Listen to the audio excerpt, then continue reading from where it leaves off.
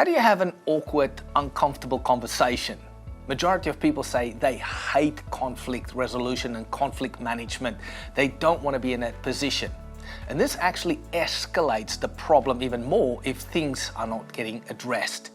And this could be in a family, it could be in a marriage, even in a business. How do you do it? Well, here are 7 tips how to do conflict resolution.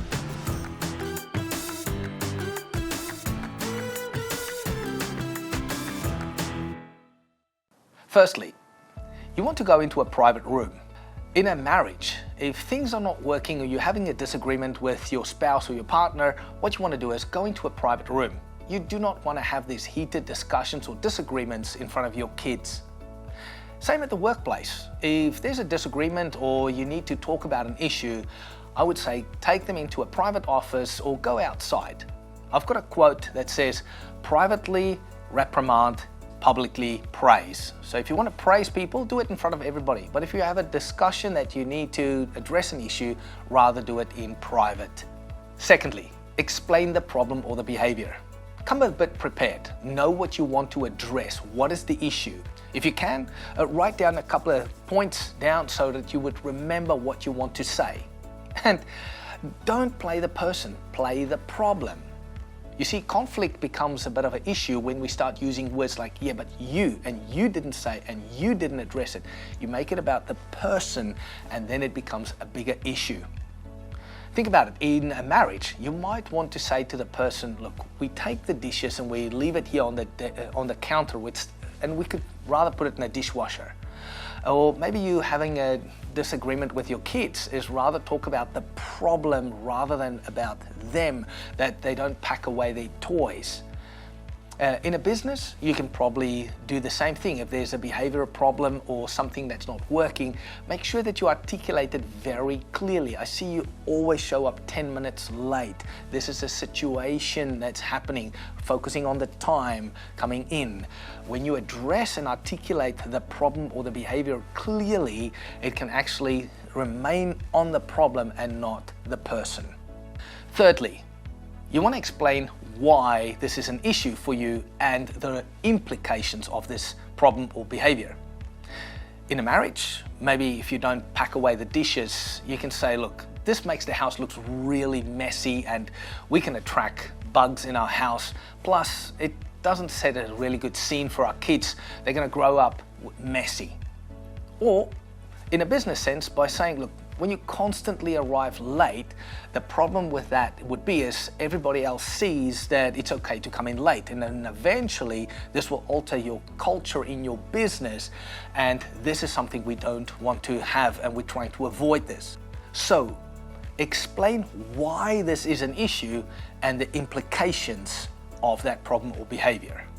Number 4, give them a chance to explain themselves. I mean, you can't do all the talking. That does not resolve conflict. So in a marriage, if you say, well, I constantly see you leave the dishes here on the bench instead of packing them into the dishwasher, the other party might say, yeah, but I didn't think that was an issue. I thought we said we wanted to get the kids bath and get them into bed so that I'm trying to move along. So that's why I normally don't do the dishes. Then you understand why. At work, it could be the same thing as when a person say, well, the reason why I get late in is because the traffic coming into our offices with the highway and the off-ramps, it's really, really busy. Now, the reason why this is so good is because it gives the other party an opportunity to feel validated, that they also voice their opinion and that they would more likely take on your feedback as well. Number 5, validate. Validate what the other person is saying.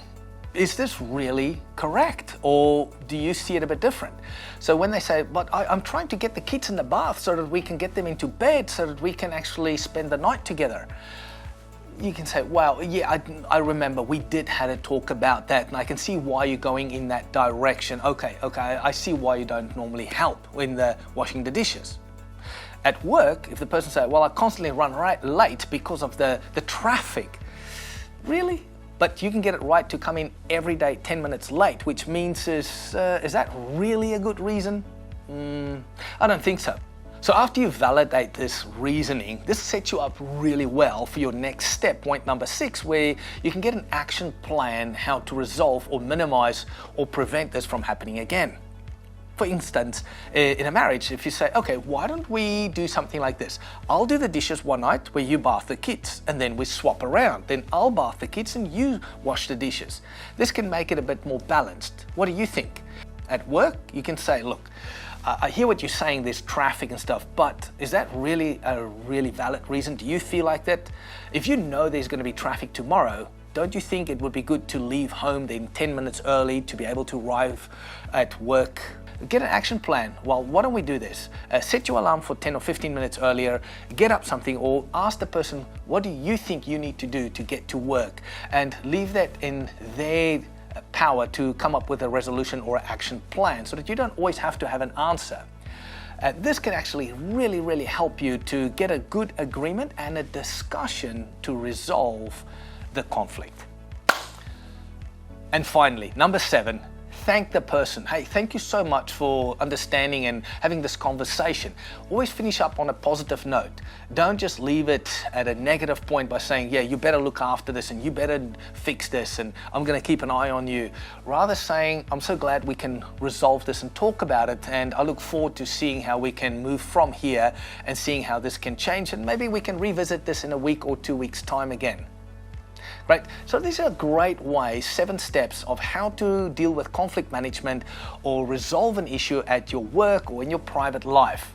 Don't be scared to deal with issues and problems, because if we don't, it actually just grows legs and it keeps growing and the problem gets out of control. As any leader and any adult, we need to learn to deal with conflict in a good, positive way that will resolve so many things. Hey, if you like this, leave us a comment of some of the ways you deal with conflict management, and follow us on our social media or go to our website for more free information. Also, below are 3 quick guides how you can communicate more effectively in the workplace. My name is Trevor Ambrose. Remember, resolve your conflict early when it's small before it just grows out of control.